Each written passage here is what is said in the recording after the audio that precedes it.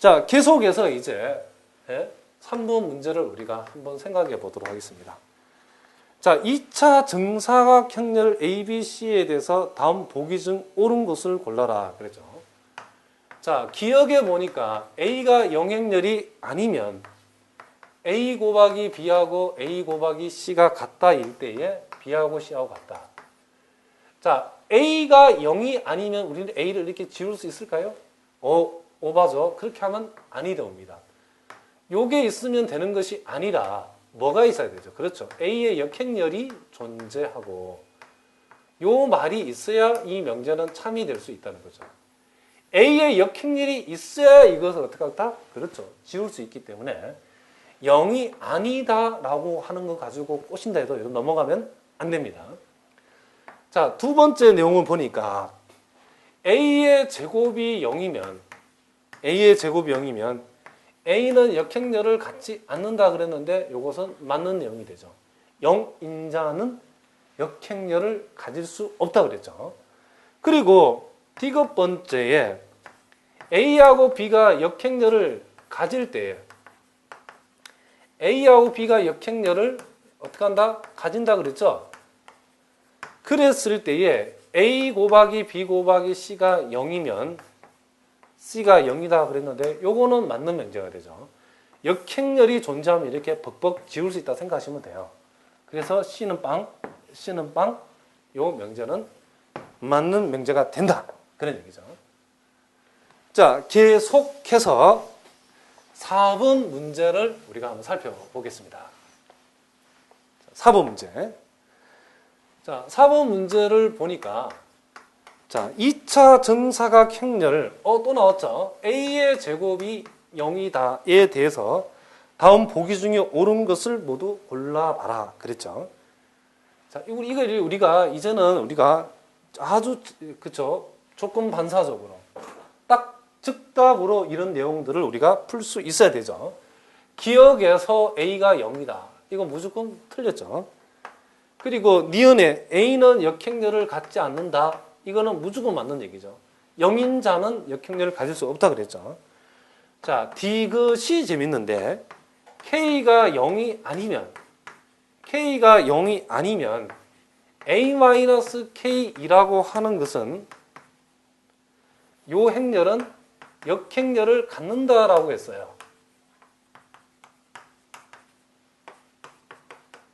자, 요거 여러분 선생님은 나중에 배우겠지만은 미리 우리가 한번 선생님이 이런 그림을 하나 그려줄 테니까 반드시 기억합니다. 자세한 설명은 제가 나중에 설명할 거예요. 자, 우리가 어떤 행렬 A에 관한 2차식을 전제를 해가지고 우리가 행렬 A에 관한 식이 역행렬을 갖는가 안 갖는가 하는 판단의 문제가 나왔을 때는 그 주어진 2차식에 대해서 우리가 역행렬 판단 유무를 알아보고자 하는 것이 인수가 2차식에 대해서 아닌 경우하고 인수인 경우하고 둘로 나누어 생각하면 돼요. 즉 말해서 결론부터 얘기하면 인수가 아니면 전제된 2차식의 인수가 아닌 것은 무조건 역행렬이 존재해요. 나중에 제가 설명해 줄 거예요. 그리고 인수가 되게 되면 또 이거 착각을 해가지고 인수가 되면 역행렬이 없다라고 얘기하는데 그것도 틀린 말입니다. 인수가 되면 역행렬이 있는 경우도 있고 없는 경우도 있습니다. 그래서 인수의 입장에서는 역행렬이 없는 경우하고 역행렬이 있는 경우 이 두 가지로 나누어집니다. 그래서 우리가 기억할 것은 확실한 것만 기억하시면 돼요. 인수가 아니면 무조건 역행렬이 있어요. 그리고 역행렬이 아닌 것은 또 무조건 뭐예요? 인수다는 거죠. 자, 선생님이 간단하게 예를 한번 들어보면 A의 제곱 마이너스 3A 마이너스 자 플러스 2E 이꼴 제로를 해봅시다.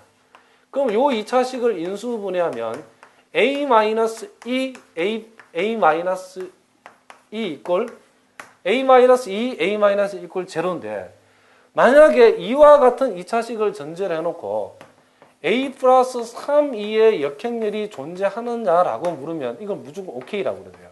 왜요? 요 놈은 요 식에 뭐가 아니니까? 그렇죠.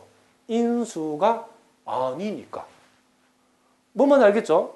그런데 만약에 A-2,2의 역행렬이 존재하는가라고 물어보면 판단을 하라 그러면 존재할 수도 있고 인수는 안 할 수도 있다. 그때 다르다라고 얘기해야 돼요. 무슨 말이겠죠? 그러니까 존재한다라고 해도 틀리고 안 한다라고 해도 틀리기 때문에 무조건 우리가 확실한 거는 인수가 아닐 때는 무조건 역행렬을 갖게 되고 역행렬이 아닐 때는 무조건 인수가 되지만은 그 외에는 그렇죠. 인수일 때는 역행렬일 수도 있고 아닐 수도 있으니까 구체적 사항을 그때그때 따져봐야 된다. 그런 얘기죠. 자, 요거에 관한 내용은 너무 깊이 들어갈 수 없으니까 나중에 배우기라고. 일단 여기에 문제만 해결하려고 그러면 자, K가 0이 아니면 적어도 A-K2는 A제곱 0이라는 식을 인수분해했을 때에 인수가 아님이 틀림없죠. 인수가 아니잖아요. 그러면 무조건 역행렬은 어떻게 한다? 존재한다. 이렇게 이해를 한답니다. 자, 계속해서 그 다음 페이지 문제를 볼 텐데, 자, 자, 여러분 가지고 있는 교재 5번 문제가 되겠죠. 자, 기억을 보니까, 자, 좀 빨리빨리 한번 해봅시다. A의 3승이 0이면 0인자란 얘기죠. A의 제곱도 0이다. 당연히 맞죠. 그죠? 자, 니 한번 봅니다. MA 플러스 MB가 0이 되려고 그러면 M하고 N이 각각 0이 돼야 되니까. 그렇지 않죠. 만약에 B가 마이너스 A라고 하면 MA 마이너스 NA가 0이 되면 되니까 요 경우라면 굳이 M하고 N이 각각 0이 아니더라도 즉 요식만 0이 되면 0인자가 되기 때문에 MN이 0이 아니고 MN이 서로 같기만 하는 경우도 얼마든지 성립할 수 있답니다. 그래서 니은은 틀렸고 D 그 수에 관한 스토리는 우리가 보통 일반적으로 A의 12승, A의 8승이 같다 이게 단위 행렬이 된다 했을 때 A의 요 12하고 8에 대해서 뭘 생각하냐면 최대 공약수를 생각하면 돼요. 그럼 최대 공약수가 4죠. 그러면 A의 4승까지가 뭐가 될 수 있다? 그렇죠. 단위 행렬이 될 수 있다. 이런 얘기죠. 그러면 A의 무슨 승하고 A의 무슨 승이 단위 행렬이다라고 하면 A의 몇 승까지 단위 행렬이 되느냐라고 하면 이 자리에 뭐라고요? 요거 두 놈의 최대 공약수가 들어간다 그런 얘기죠. 그런데 만약에 요 자리가 1이다 그러면 요거 두 개의 최대 공약수가 뭐가 돼요? 1이 돼야 되고 서로가 최대 공약수가 1인 수를 우리는 보통 서로 소인수다 얘기하죠. 근데 D급번 보니까 A의 1승이 결과적으로 단위 행렬이 됐는데 그렇게 되기 위해서는 그 보기에서 얘기하는 K하고 M하고 N이 서로 다른 자연수가 돼서는 안 되고 K하고 M하고 N이 요 세 개가 무슨 소가 돼야 된다? 서로 소가 돼야 된다. 자, 요거에 관한 자세한 얘기도 나중에 뒤에서 한 번 더 나온답니다. 자, 거기서 우리가 살펴보기로 하고 자, 계속해서 6번이 나와 있는데 6번은 아마 여러분들이 아마 풀 수 있을 거예요. 그 6번의 정답은 기억은 맞고 니은은 틀리고 디귿은 맞답니다. 자, 요거는 여러분들이 숙제로 한번 해보시기 바랍니다. 자, 계속해서 뒤에 7번 문제를 한번 봅시다. 7번 문제.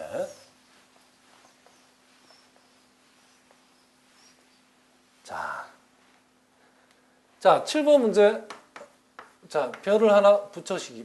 자, 별을 두 개를 붙입시다. 아주 좋은 문제입니다. 자, 행렬 A라고 하는 것이 1하고 0하고 1하고 자, A다.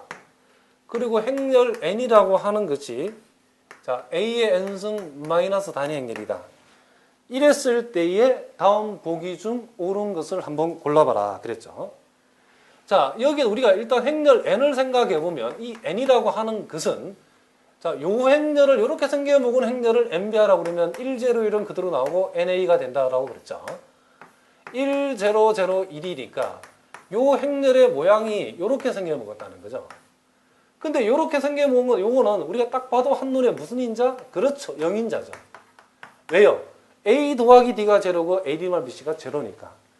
그렇기 때문에 0인자이기 때문에 기억에서 N제곱이 0이다. 이게 무조건 오케이죠. 그리고 리얼도 무조건 오케이죠.